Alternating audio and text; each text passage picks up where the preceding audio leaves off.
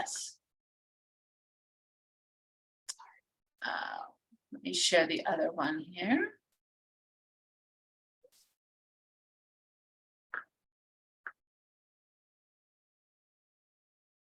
First of all, for your own health, when you garden organically, the produce that you raise will not have all those residues of harmful chemicals, things like pesticides, herbicides, they are really bad, fungicides, those things just won't be there. So you'll have just pure vegetables and fruits. Gardening is good exercise. So you'll be doing all sorts of things. You'll be digging, and you'll be carrying compost, you'll be bending down and getting up. All these things are really good to keep you functioning, and it's just functional exercise is so much better than just going to the gym and doing repetitive motions. You'll be getting balance and exercise and all sorts of things. It's also good for your health, your mental health, in that you'll be conversing with nature, and that's a very calming thing. There are actually bacteria in the ground that when your skin comes into contact with it and absorbs it, it actually makes you happy. So it's very good for your mental and your physical health. But then, very importantly, it's good for the environment. And this is such an important thing for us to be doing when we're threatened by climate change, loss of biodiversity. Here's where organic gardening can really help. If everybody who can possibly do it would do it, it would help us solve a lot of problems. A lot of your water use, for instance, comes from your food footprint. So what you eat has a huge impact on the environment. If food is coming from a distance, all of that transportation adds to greenhouse gases. It also degrades the quality of your food, so your food is much better for you. In working with nature and working with everything that's thrown at us in terms of insect pests, we are also fostering biodiversity by planting, for instance, flowers that might support beneficial insects.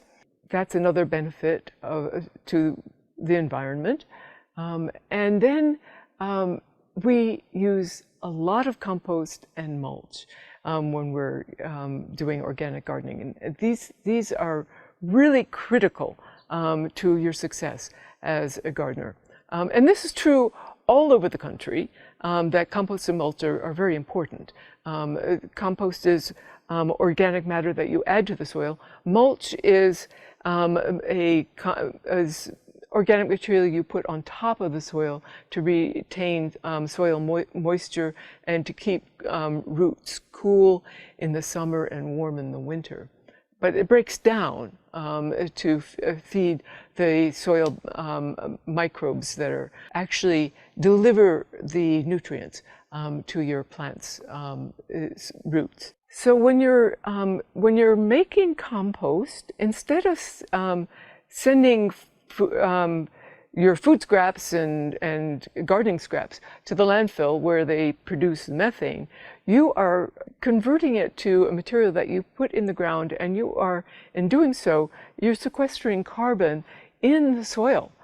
So it's really a win-win situation. You're not only not polluting the air with methane gases, you're sequestering carbon in the soil.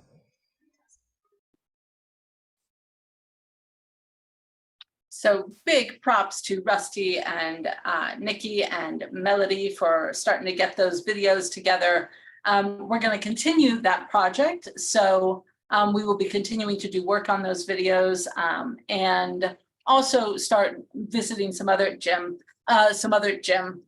people in our cohort to start to capture more and more knowledge and information that we can get passed on as we go. With that, we are ready to transition to our panel of presenters.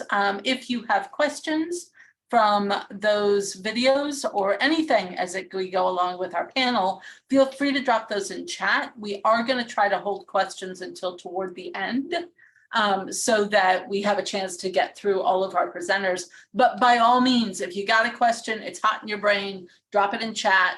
I'll be tracking those and make sure that they get asked at the end. So don't be shy with dropping those in chat as we go. So I believe that first up is Joy. Joy has taken a Midtown lot and transformed it into a marvelous garden that I have not yet gotten to visit, but I'm very much looking forward to. So with no further ado, I give you, well, one further ado, it will be Joy and then Nicci and then Maribeth. I'm very excited about all these presenters, and Joy, go. Okay, well, I wrote everything out, I edited it, and I know when you read it, it just sounds dull and canned. So I will refer to my notes briefly, but I'm just going to talk. In 2015, I bought a piece of property directly across the fence from my pottery studio. And that property has its own story. And I needed I needed more space. I need to take care of my mother to live with me.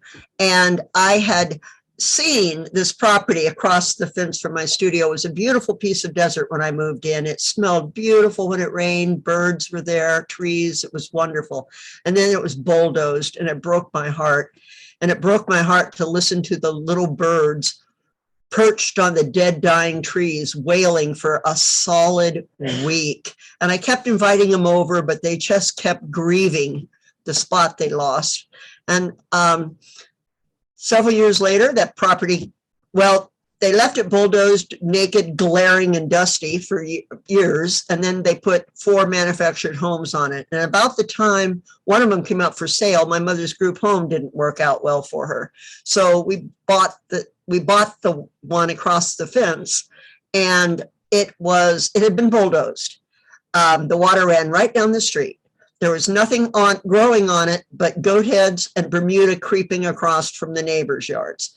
It was glaring, and it was not about 9,000 square feet of well, that was the whole lot. Let's see. So it was about 7,341 square feet of glaring dust and crud and rocks and caliche.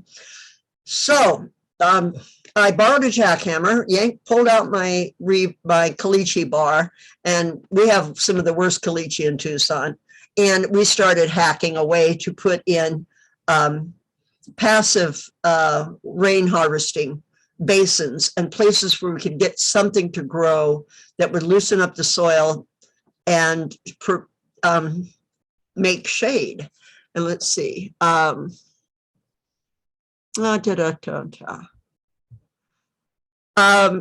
yeah, so the figures started, it was 9,000 square feet on the whole lot, 7,341 of just dirt in the sun.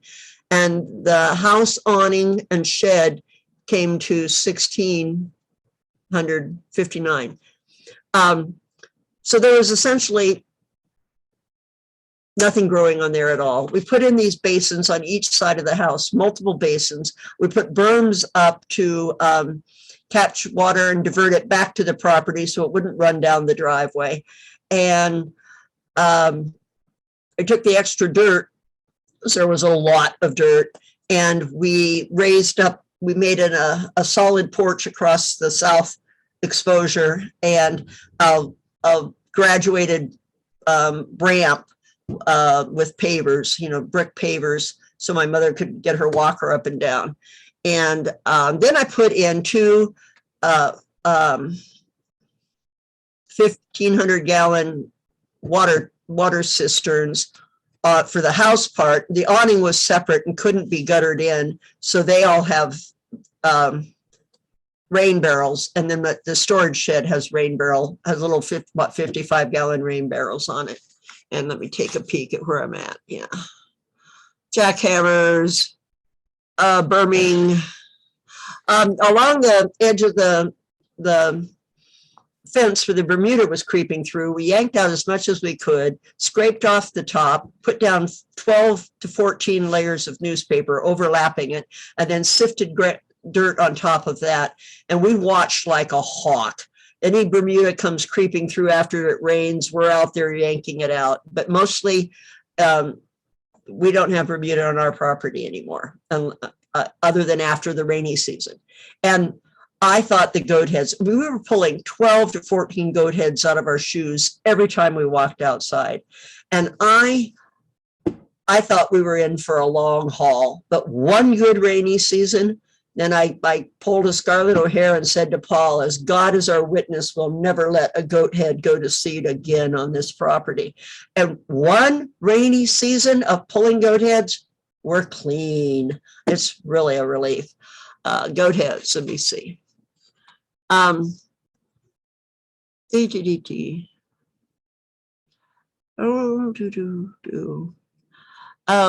and there's a lot of extra dirt, and I piled it up, and eventually I'm going to make some artificial rocks and make a landscape feature out of the extra dirt. These rain harvesting basins I put in, and a few trees. I figured out, I was out there measuring today, guesstimating and measuring, and the basins and trees provide 972 approximate square feet of shade. The ground cover plants, those are plants that don't go over the top of my head and shade me, but they do shade the ground, cover 336 square feet. And I have mulch on about 264 square feet. Then I started building shade. It all wasn't, everything didn't go as planned. I kept wanting to put a summer garden on the north side of the house, and it just never, where it was easy to shade, and it never was successful or happy. And I realized that that piece of the property is right up against a cul-de-sac, which is all asphalt, and it is a heat sink, and it's going to be hot and miserable there. The shade, I created 517 square feet, I call it, of woman added shade, with shade cloth, with old sliding glass doors, screens that I covered with shade cloth, netting, just anything I could. And also added to the awning on the front, which is a nice little sunroom. And I'm going to try to get to my photographs. Let's see what happens with these photographs, the before and afters. And let's see. I'm not finding it. Here we go. Here we go. But I can't see which is which. All right, we'll try this one. Come on, computer.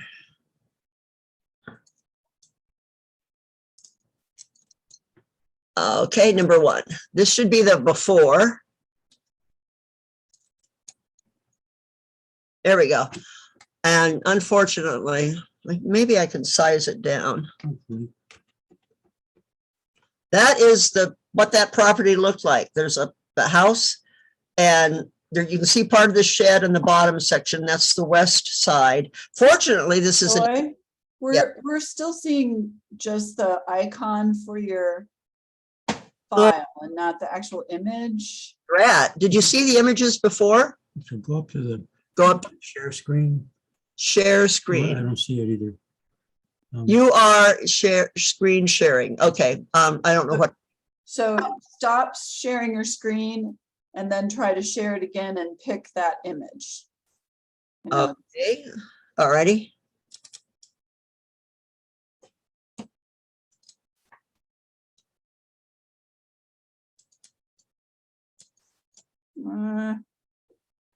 Nope. Nope. Click on one of them. What? Click on one of the images on the PDF. Yeah, we can see the icon, but not the image. We can see the image, so we don't know what the next step is. Oh, I'm sorry. I don't know. Well, I'll describe it to you. You see a long, narrow lot with nothing on it, except a house. And it's just absolutely bare, flat. Oh, darn it. You're not going to see my wonderful map. Bare, flat, ugly dirt. Joy, do you have two screens? No. Oh, okay. Well, let me make sure mine's not doing anything, but. Okay, I'm going to try. I don't even know how to find the next one. Oh, that's it. Yes, because I can see the icon. It's you're seeing the icon. Yes. Huh. Well, how annoying. Yeah, keep describing though. I think that's helpful here. Well, the fortunate thing is the lot is situated east and west, and this property actually has southern exposure. At this point, it had total exposure, and the house is about smack dab in the middle of this narrow lot with hardly any backyard at all and hardly any front yard at all. It's 2 side yards. But the nice thing is it gets a lot of sun in the winter time. The sun shines in, and in the summertime, it's now shaded. I'm going to try this again and see what happens. And, sometimes you do the same thing twice and you get different results. So try clicking on one of the images now and see if it'll open up. Like double click. Just find a different one. Yeah, I can see it just fine. Yeah, I can see it on her screen, and I see what everybody else sees on my screen. yeah. Okay, well, this is a great little drawing that I did in color that shows the house and the storage shed. And then on the east side of the house are the 2 large cisterns and the gutters running to them. And then on the west side of the house is the storage shed with 55-gallon drum. And then there is place for 3 cars to park, but trees in between, and a basin of trees. I thought that I would exaggerate the depths and exaggerate the slopes, and erosion would, over the years, settle it all out. But this caliche soil is so hard packed and miserable that it doesn't shift and change. If it's too dangerous of a slope, I have to go in there and change it myself. It does not erode. It's actually an excellent building material. On the east side of the house is where I have my garden. Southeast side is where I have my garden. And now my whole image just went away completely. That's okay. Carry on. You're doing great. I have the hard copy to look at. And it has the larger basin, and it also has my form of since I'm a rabid composter, my form of container gardening is take all these big compost bins that are about 3 feet across or more and 3 or 4 feet high, and fill them up with compost. And I put actually the ones I use for gardening are the second stage compost. After a few months, I shovel it into these 6 bins, and I make a collar, because we know compost really settles. So I find some sort of material to make a round collar to lift it up and fill it all the way to the top. And since winter crops have shallow soil, I put that compost up to, and then put 2 or 3 inches of soil on top, plant my winter garden, and I'm good to go. And by the end of a couple growing seasons, everything underneath is perfectly beautiful compost, and it's ready for the next batch of unfinished compost to go underneath. And I have decorative brick blocks that make a curved wall in front of them. And then I just went ahead and covered the compost bins with canvas and painted them. In the desert, keeping your compost damp is a challenge. So when I cover the compost bin with canvas and paint it, it keeps a lot of the moisture in. And it certainly plenty of air seems to get in. That's not a problem at all. Hey, Joy, we're about out of time. If you could move towards winding up. Well, I figured that I reduced the exposed dirt without shade from 7,341 to 2,090 square feet. So Wow. that in 7 years. So so far so good. And gardening is just a matter of trying and experimenting and trying again, and you just keep thinking. It's very good for the brain because you're just constantly thinking and problem solving. And here I was worried I wouldn't have enough to say. Thank you so much. Yeah. Thank you. Thank Gosh, you. Yeah, we definitely need a video at Joy's house. We're gonna need to drop in there and get some video. And those graphics those photos and stuff will also be fantastic to include in a video like that. Thank you. I want to get everything tidied up first, and Awesome. I have a website, and I'm hoping to get new photographs up by the end of October. Oh, nice. Maybe you could put your website in the chat or just say it later and we'll get it in there. So we will have a chance to ask Joy questions. We're definitely going to come back around to that. But right now, we are going to move on to our second presenter. So Nicci, dear friend of mine, Nicci really started at the beginning of COVID. She started really gardening in earnest and has gone from, I have a little garden around my tree, to my entire yard is a garden. So I am excited to hear what Nicci has to say, and I will pass it on over. Hello, everyone. I'm so happy to be here tonight, and I'm really happy to be a member of this group. I've already learned so much making all these videos, and I have a feeling that we have a ton more videos we're going to make. So I'm really excited about it. I'm really new to gardening. I've only been gardening for 3 years now. I mean, I started when the pandemic hit. I'm a photographer, so I kind of lost all my work. I completely lost all my work because I have small children who could not go to school. I ended up being here.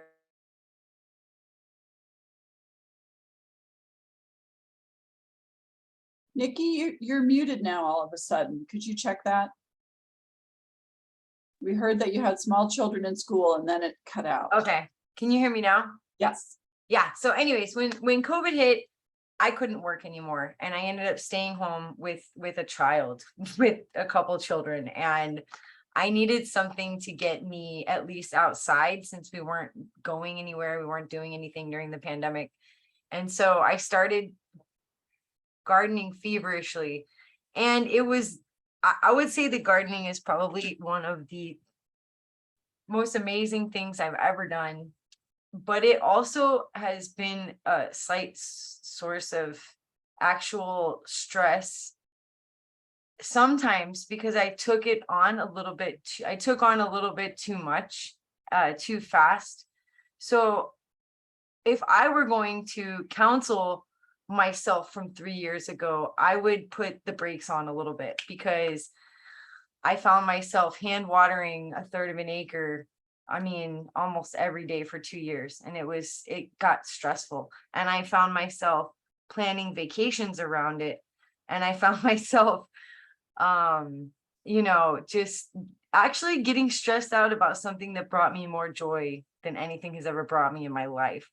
So I think that if I was going to counsel some new gardeners right now, I would kind of tell them, start slow, go slow, build it up nicely, because I took on too much too fast. But the good news is it's all here now, and it's just a matter of, turning over beds for new seasons. So I have a huge plot that's ready to be planted right now for winter.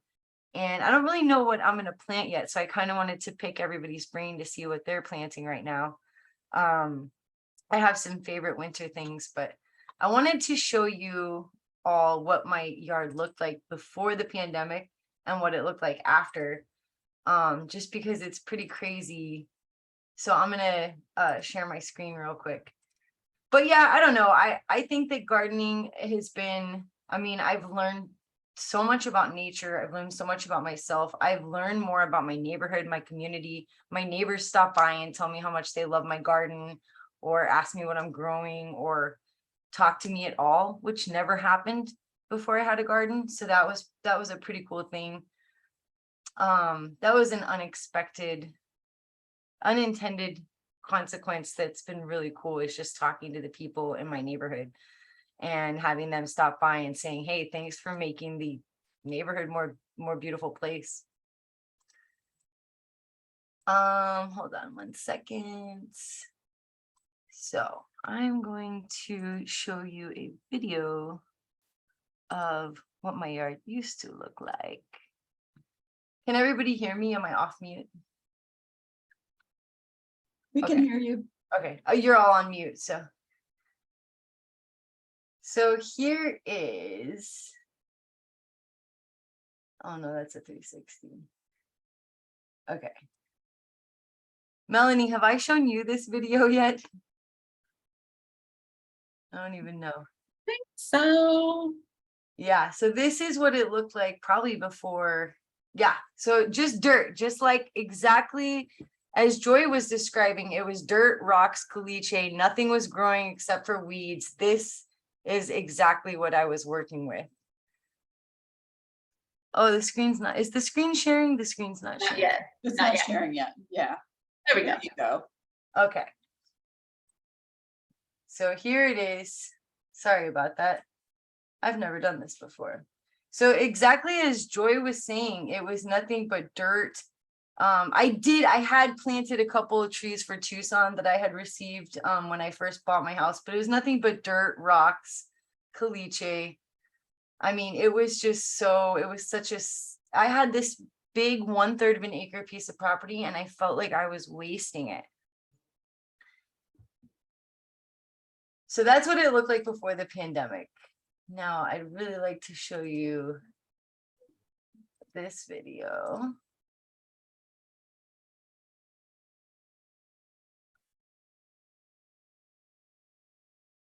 No, this is pre-pandemic. So this is the top view, pre-pandemic.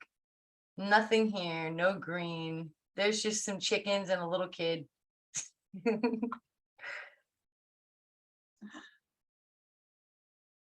Here is what it looks like pretty recently. I think I took this video when we were filming just a couple weeks ago, actually.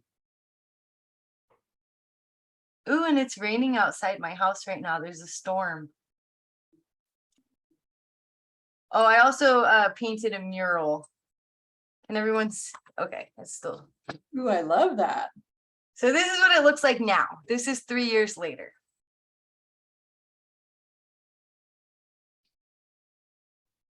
Wow. So the cool thing about my property is there's a lot of biodiversity. I'm growing annuals, I'm growing perennials, I'm growing native things. I am growing some things that, you know, I mean, like I have a, what do you call it? I have a pineapple guava tree and I'm growing avocados from seed and stuff like that. So, I mean, not everything is native, but I have a huge biodiversity in my yard. And I think that's the coolest thing about my garden. The whole 1/3 of an acre is pretty much filled with plants. So at this point, I'm just going to try to set up to go to farmers markets. And I think it would be really cool to try to encourage people to garden and grow food and things like that, because that's something that has changed my life in a positive way. And I think it'd be really cool to just, you know, try to inspire other people, especially younger people. Like, I feel like we're so divorced from nature. I mean, I'm 37, I'm not young, but I see everybody my age and younger than me, they don't know how to grow anything. They've never grown anything before. A lot of people, you know, they come to my garden, they're like, I didn't even know that came from, you know, that particular fruit or vegetable came from a particular, like, they didn't even know how things grow, you know. And I felt the same way when I first started gardening. So I guess I thought I was supposed to be in this Oh, I have it on this. No, that's okay. Wait, why is it? Sorry about that. Oh, I don't know. I don't know how to take myself off screen sharing. I got you. Oh, okay, cool. Yeah, so I mean, I guess for me now, I'm working on rainwater harvesting. I just finished irrigation. I irrigated the entire property. I'm working on getting rainwater harvesting in. I have a full, huge compost operation. I love making compost. I think it's really fun. I like to watch my trash turned into treasure. So I've had a really good time with composting, but I'd like to learn more about composting. So I'm really excited for that when it comes up later on in October. I think you mentioned we're going to be having a composting talk. I'm looking forward to that. But I do worm composting. And yeah, my goal right now is to get out to some farmers markets, sell some produce, sell some seeds, make some water bill money back. And I'd really like to inspire other people to grow their own food. Just a little, I'm not trying to say that we need to be self-sufficient in each of our homes. I just think everyone should grow something. Nicci, what was the biggest revelation to you when you realized, oh, that's how that grows? That's where that comes from. The male female flowers was a huge revelation to me, because I thought you planted a plant and the fruit grew. I didn't realize that different things had to be, and the way that everything is so different in its pollination. Like this year, I've been trying to grow corn for 3 years. This is the first year I've gotten corn. But if you think of the way it's pollinated, you've got the stalk, which drops pollen down onto the cobs below. And like, I don't think that's the most intelligent way to pollinate a plant. Okay, that's all I'm saying. But learning how different plants are pollinated, the male and female flowers, that was a game changer. Learning that, and yeah, there were a lot of revelations of like, oh, like ginger's a root. So you could take that root and put it in a pot and grow a ginger plant. I mean, little things like that, little kitchen experiments, the sweet potatoes, which have overtaken my yard. I know that Maribeth was talking about that. My yard is a sweet potato jungle. And I think they all die with the freeze, but they're right back in spring. They're like, hello, look at us. So sweet potatoes are a really great thing to grow here. They're beautiful. They're fun. You can clip them and put them in bouquets. You can eat them. It's a fun plant to grow. But I think that gardening here is easier than a lot of places because we have such a long growing season. Yes, we have to deal with heat. Yes, we have to deal with aridity and things like that. But gardening here it's a special place, and we have a huge long growing season that most other places don't enjoy. And I think that's what I focus on when I talk about gardening here, because a lot of people give me crap for gardening in the desert because they're like, you have no water and it's too hot. And I'm like, look at my yard. It's perfect. You can garden here. You just have to be really, really smart about it. And that's really, really difficult. But learning things on the internet and learning from all my friends, and this group has just already been invaluable. Thank you so much, Nicci. Thank you. And speaking of being really smart about it, Maribeth will be our next presenter. And Maribeth came to us from Indiana. Maribeth was a master gardener in the Midwest, and then she moved to Tucson. Go, Maribeth. All right, well, let me share my screen. And let's see if I can get this to be a slideshow. Here we go. So I'm from Indiana, as Melanie said, and when I was in Indiana, I was a master gardener, and I thought, well, heck, I'm just gonna, when I move out to Arizona, it's just not gonna be that different, right? Well, that was a bit of a comeuppance for me. So just a quick timeline. I was certified as a master gardener in 2008. I was president of a very large master gardener group in Tippecanoe County, which is where Purdue University is. And in 2015, I got married and we moved to Tucson, and then we bought a house. And then I started working with Lori and Tercy at Dreamflower Garden, and I started to get active with Tucson Organic Gardeners. So that's just a really quick snapshot of this part of my gardening life. And after being here for about a year, or even a couple months, we moved in June, and we got, you know, once you get through the sort of delirium of unpacking everything you own and throwing it into a house, I was like, well, I got to start gardening, right? Because I can't live without it. And in about 3 weeks, probably, I was asking myself what the heck I had done. I can't grow any of the things I love to grow. I had a huge viburnum collection. I had tart cherry trees, raspberries, blackberries, rhubarb, all kinds of stuff. And none of that stuff really does very well here. And you can garden all year round, but you never get a break like you do when the winter comes. So it was all really different. I had no idea how different it was going to be, but the worst thing was I would put stuff in the ground and it would die. It would just, everything died. It was really awful. So I started to realize that I'd have to get smarter, as you said, Nicci, that you can do it, but you have to be smart. You can't use the old rules. You have to really reskill and relearn. So I started asking a lot of questions like, is it always really, really hot here? And it's not always really, really hot, but when it's really, really hot, it's hard to garden. So you have to use shade cloth. And that's what I'm doing right now, because our yard had no trees on it when we moved in. And it has, we cut down the ones that were there because they were all African sumacs and kind of horrible trees. So we're growing more trees for the future shade and for food, but they're all very small now. So we use this 50% shade cloth. And we have a lot of raised beds, which I'll talk about in a second. But in terms of sun, you use the shade cloth. And if you go to Lowe's or Home Depot, that shade cloth is like 90% shade cloth, and nothing will grow underneath it. So you have to actually buy the right percentage of shade cloth. Plant trees for future shade, use mulch. And all of the questions I had, one of the answers was mulch. And then grow plants that really like the sun. So none of your, understory shade plants are really going to thrive here. And then I had to learn how to water, because I used to be able to just look at the weather report and think, oh, it's going to rain in 2 days. I don't have to water anything.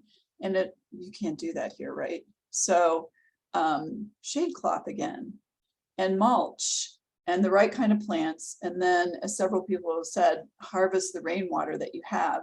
So this is actually, my husband has dug some really big, like I think this is about 20 by 6 rainwater basins that drain off of a roof. And it used to be just horrible and dirt and gravel. And now it's got these little dogweed. It's like a sea of dogweed. This is just one end of it, but there's hundreds of little dogweed plants. So once you start saving the water, things will start growing. And one thing I wanted to say about the shade cloth is, even though it's a good solution for kind of conserving the water and protecting things from the sun, it's not a good long-term solution, which is why trees are much better, because the shade cloth is plastic. It's going to break down. It doesn't last forever. So I don't ever want to buy shade cloth again, but I have it now because it's pretty much a necessity. So the soil was really different too. I didn't understand the soil, and thankfully I don't have caliche like Joy did. Where I live in Midtown, it's in the Palo Verde neighborhood, and someone told me it used to be cotton grown there. So the soil's been broken up. It's not in great shape, but in order to sort of maximize what we have, I have 3 big raised beds in stock tanks, and then compost, and soil amendments like worm castings. I'm just constantly amending the soil on the ground as well as the soil in the tanks, because you have to garden really intensively with those. And then mulch, and then trying to grow native and well-adapted plants. So things that really do well in this climate. And a lot of things are adapted that I used to grow. It's just a different variety or a different time of year that you grow them. So it's all just a really big learning process to go through. So the lessons I learned were you can't fight the desert because you're never going to win. So plant what grows here, keep the water on your property. We were lucky enough that watershed management came out, and when they have their training class, they use a yard, someone's yard. And so we were a yard that they came out, and all the students in their course, their water harvesting course, like designed us a plan for our property, which is about a little over 1/4 of an acre. And it was, even though we haven't done what they designed necessarily, it gave us lots of really good ideas. And they asked us all kinds of great questions about what we wanted to do. And could you knock down a wall here? And what if we did this? And it really sort of sparked a lot of thought for us. And thinking especially about how to capture that water and keep it on our property. Amend the soil, mulch. So Tanks knows us by name pretty much because we're always going down with the pickup truck and getting more mulch. Provide some shade, however you can do it.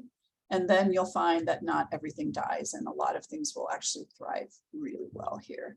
And I have also learned that I don't mind not taking a break from gardening. It's actually really great to have, you know, my gardens going all year round and not have to sort of put everything away in the fall. So that's my presentation. I'll stop sharing my screen, and I think we're probably about ready for questions, if I'm not mistaken. Thank you, Maribeth. I am going to spotlight our presenters. And we have one question already. If anybody has other questions, you're either welcome to put them in the chat or unmute yourself. And so Barb asked, I've seen many people use the metal troughs for raised beds. Does the metal hold too much heat? So I have three of those livestock tanks. And what I learned is we have, one of them is fairly shaded, so we don't worry about it too much. But the two that get full sun most of the day have like a frame that I built. You could kind of see that one with the shade cloth. I have the shade cloth going all the way down over the tanks. And when I started doing that, it really made a difference. So I think the heat it gets pretty extreme in the really hot part of the summer. So that's why I try to keep it shaded. I also don't plant my plants right next to the edge. They're a little bit more in the middle, and they seem to do really well that way. But I couldn't touch it. There were days when I would go out and I couldn't touch that tank. So I'm sure that's not good for the roots. Is there a reason that you chose the metal ones over a cedar or another type of raised bed? I kind of like the way they looked, honestly, and I thought they would last longer. I didn't want plastic, although if you have plastic, not to diss it or anything, but that just didn't really appeal to me. And so I keep an eye on the, what's it called, Tractor Supply. They have those stock tanks on sale several times a year, and I buy one every once in a while and, kind of get it going. It takes about a year to get them going because there's no mycorrhizae in there. It's just sterile, and it kind of takes a little while for it to really start to boom. But I like them. They're not that heavy to move when they're empty. Awesome, thank you. We have another question from Jessica. Where would I start if I want to harvest water? I'm thinking this might be a really great one for Joy, given the work that you've done.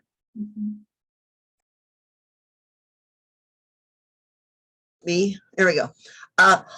First, there's two main methods of harvesting rainwater. And the first is passive. So you sculpt your property and you sculpt your land to catch the rainwater, and you use what naturally comes off your roof, whether you have gutters or it's just a natural drip system. You look to see how you can sculpt things to catch that rainwater and give it a place to soak in and settle. Basins are great for that. That's passive. If you want to get aggressive, you put in cisterns and gutters. And there is, if you're in the city limits, there's a good rebate system for paying for those, helping to pay for those cisterns. I had a real fun adventure. When I put mine in, I was so excited. It was the first, I had made this huge expenditure for these big cisterns, and I put a lot of dirt and brick and lined everything up, and that was the year, I think it was in 16, that all of our rain came in 1 week. And it was the week before I got the gutters. So I had caught a lot of this water in buckets, and my all's handing them up to me, and I'm pouring them in through the screen. And but after that, I usually have 3,000 gallons to play with twice a year if we have a decent rain year. So you start by figuring out where the water naturally flows on your property and what it is you want. And you can dig basins. Anything you can do to keep that water from running down the street or running down your driveway is a good thing. It's a good place to start. Was that helpful? And we'll let Jessica put a note in there if they like her. I will also put in a plug for Brad Lancaster's books. I put in the link to his website, harvestingrainwater.com. He is he is an internationally known water harvesting guru who is homegrown in Tucson. So his examples are all really relevant to us. It's fantastic. Also for Watershed Management Group, which has online classes. Also, as of last week, I'm a part-time employee there. And Tucson Water Harvesters, which you may not have been on when I mentioned earlier, that's a Facebook group that's dedicated to water harvesting, also has great resources. I would like to. Valerie has a good point. There are great YouTube videos for Brad Lancaster as well. Yeah, go Joy. I would like to suggest that Brad Lancaster's neighborhood would make an absolutely fabulous video. I've been on a tour there. He invited us all over to dig goat heads and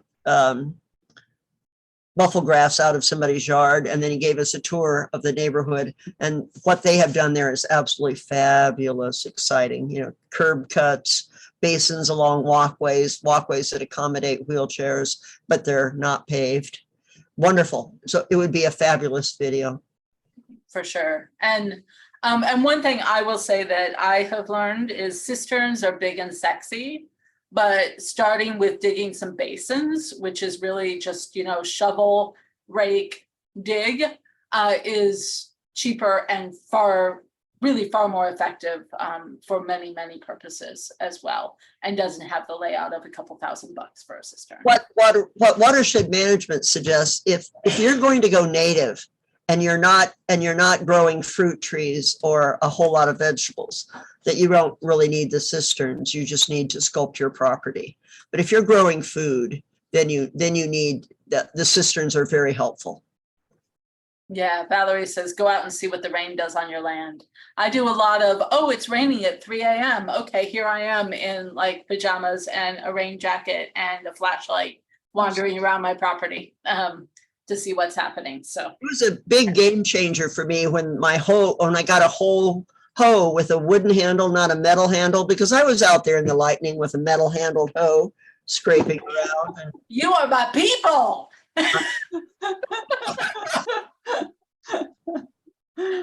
Fabulous. So we have a few more minutes if there are more questions or things people want to drop into the field.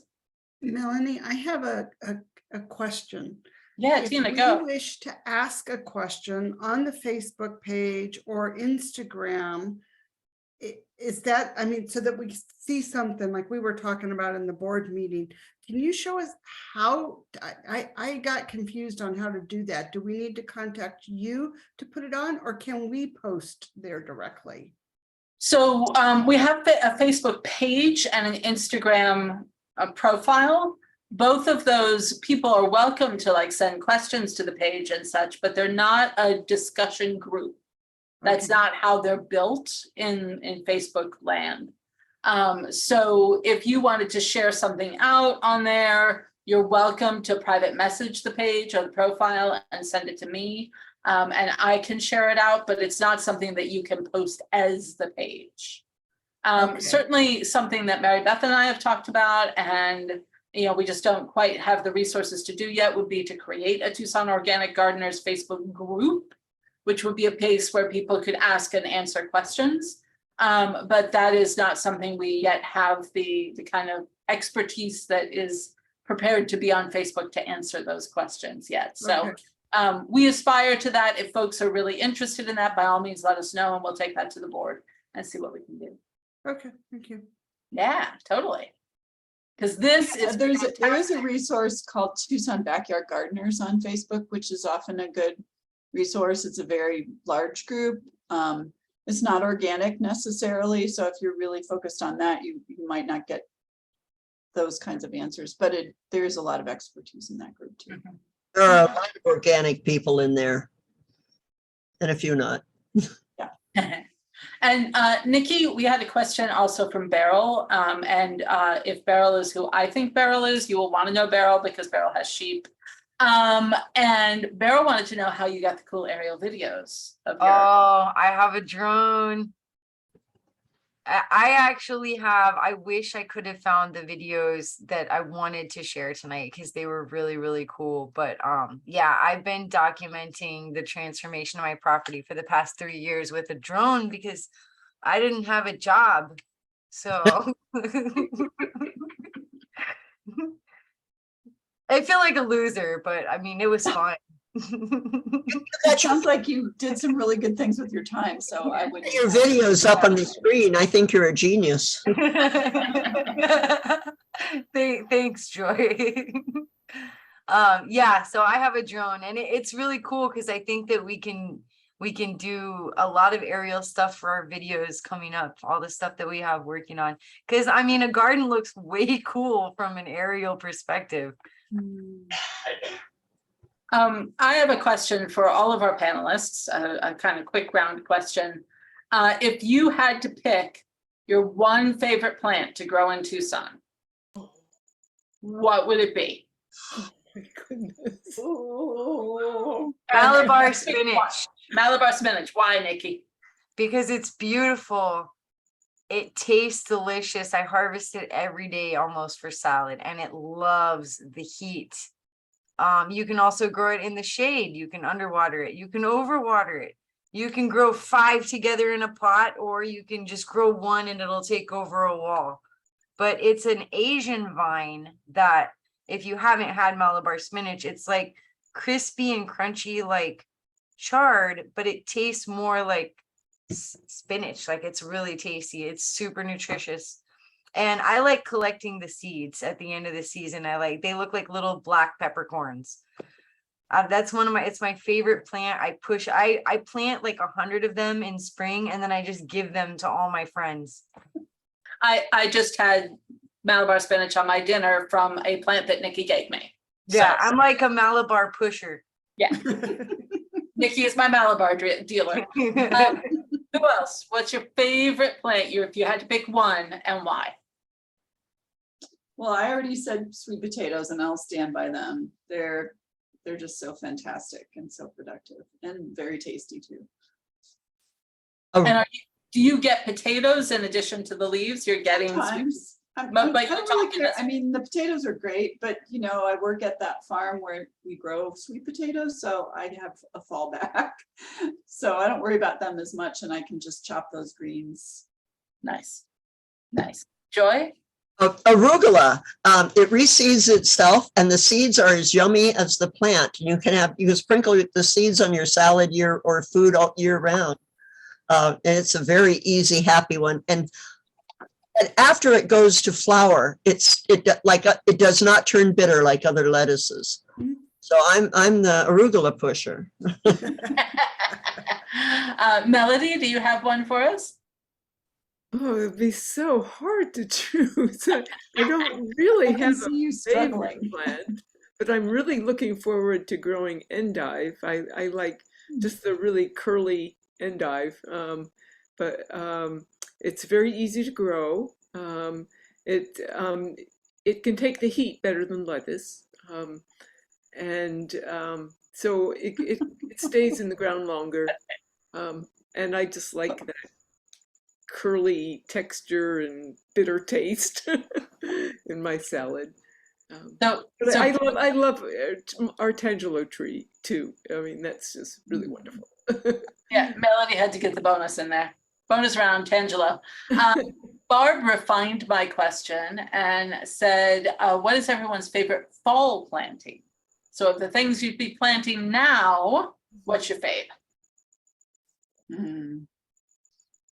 Magdalena chard, that's my fall from Native Seed Search. It's so yummy. Oh yeah. I really am looking forward to, right now, I cannot wait to plant sweet peas. I love going out there and just eating the peas off the vine, and they come in like every color. I mean, I've got blue, pink, white, red flowers. Like, I love vines, like anything that I can trellis. So the sweet peas I'm really looking forward to. And dill grows to be like 6 feet here sometimes. So dill, yeah, and peas. Okay, I got the bonus.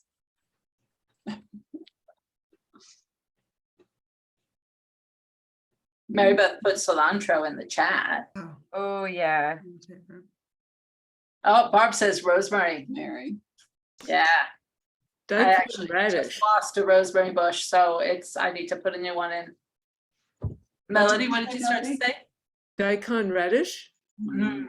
That's something you can succession plant too.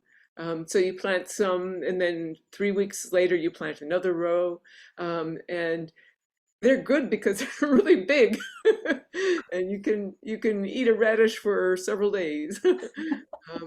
And they're really good for your soil too. If you have impacted soil, radish can really take care of that actually.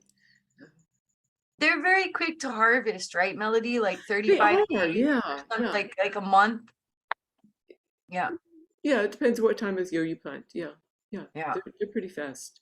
I'm really bad about letting my radishes grow too long, so they grow really quick. I mean, I think it's like 30 something days, and I usually leave mine for 60. So my Easter egg radishes will be this big.